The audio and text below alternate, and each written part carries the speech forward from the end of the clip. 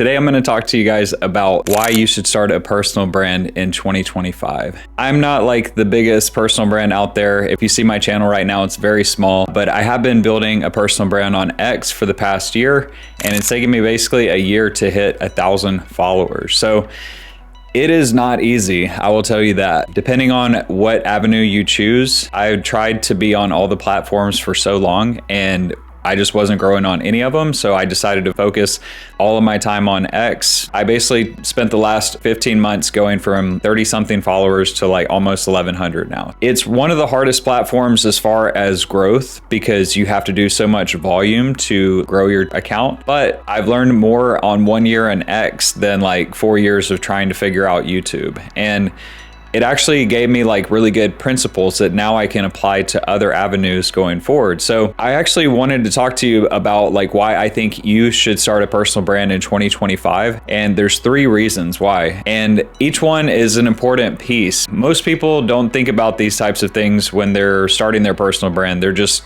trying to do it for a monetary aspect, and that's fine. Like, I'm still here to do that. But there's 3 other reasons why you should start your personal brand that you might not even be thinking about, okay? The first one is basically stories, all right? The thing with stories is they're basically everything, okay? If you think about like Noah's Ark, that is basically a story and a really great one. But just think about any story, okay?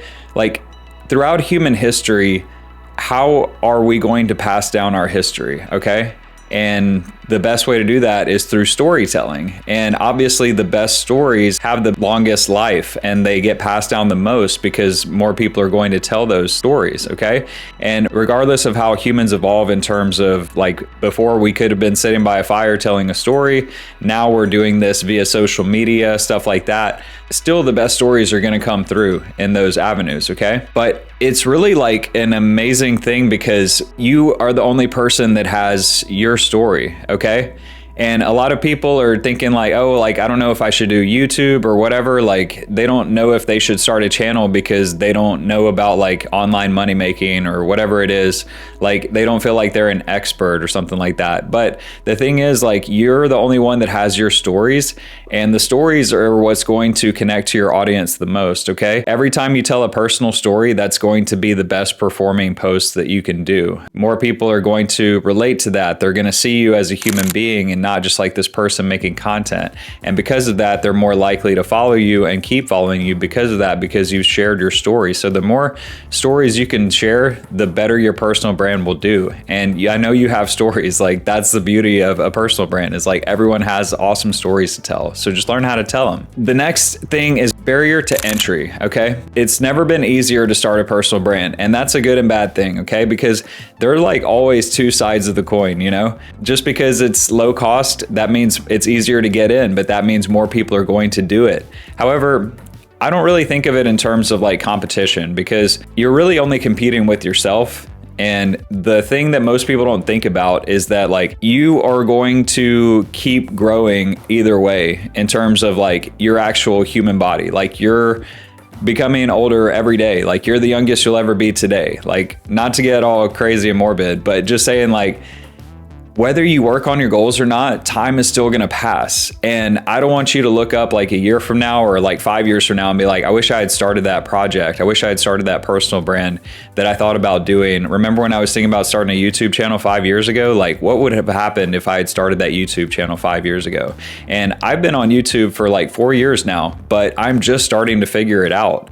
And there's people that started in 2020 that are already like 200,000 subscribers because they stuck with it. And I personally just kept trying different things and just tried to do like all these different side hustles and stuff like that. But once I got on X and I realized like the power of the personal brand and the fact that it is going to be part of you, like that makes it so much better. Is like, it's just a part of who you are. And that actually brings me to my third point, is that this gives you a creative outlet, okay?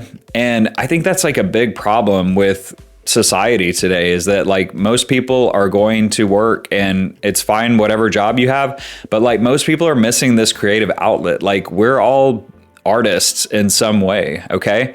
And having a personal brand and being able to create content actually gives you a creative outlet to express yourself, to test ideas and like validate them. Because if you think about it, like validation is something that we all want as human beings, okay? And a personal brand like gives you that opportunity to get validation. It gives you that opportunity to put your ideas out in the world and someone else say, oh yeah, like I've always thought the same thing. Thanks for making this video, or thank you for making this post. Like it really helped me today. And that's like more valuable than money sometimes, you know? And again, like I said, the monetary aspect is a fun part and you have to get to that point. It's going to take time. There are ways you can grow your account quickly. You can just go overnight, and there's ways that you can like run ads on your account and just grow it like crazy. But like your quality of people that follow you aren't going to be that high. I would just say do it organically, because the way I view it is like a tree. If you start planting your tree today, in 5 years, like you're going to be way farther ahead, and that tree is going to be a lot taller than if you just like put a tree in the ground, dumped a bunch of Miracle-Gro in there and expect it to be a healthy tree. It's not always going to be a healthy tree in that case. You know what I mean? I don't know that about like Miracle-Gro, how safe it is, but I'm just saying, like, if you use like a shit ton of it, I would think that that wouldn't be a healthy way to like grow a tree in a fast way. Slow and steady wins the race. And that's a lesson that I've had to learn over the years, because I've tried to do so many things so fast, and as a result, I've gotten nowhere.